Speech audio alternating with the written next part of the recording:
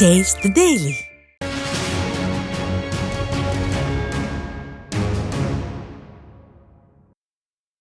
கன்னியாகுமரி மாவட்டம் நாகர்கோவில் அருகே ஒழுகினசேரி பகுதியில் பூத் கமிட்டி குறித்த நிர்வாகிகள் ஆலோசனை கூட்டம் நடைபெற்றது. கன்னியாகுமரி கிழக்கு மாவட்ட கழக தலைமை அலுவலகத்தில் முன்னாள் அமைச்சர் என் தளவாய் சுந்தரம் தலைமையிலும் முன்னாள் அமைச்சர் VM ராஜலட்சுமி முன்னிலையிலும் நடைபெற்றது. அப்போது 2026 சட்டமன்ற தேர்தலில் எவ்வாறு பணியாற்றுவது என்பது குறித்து கழக நிர்வாகிகளுக்கு ஆலோசனை வழங்கப்பட்டது. இதில் கழக நிர்வாகிகள் ஏராளமானோர் கலந்து கொண்டனர்.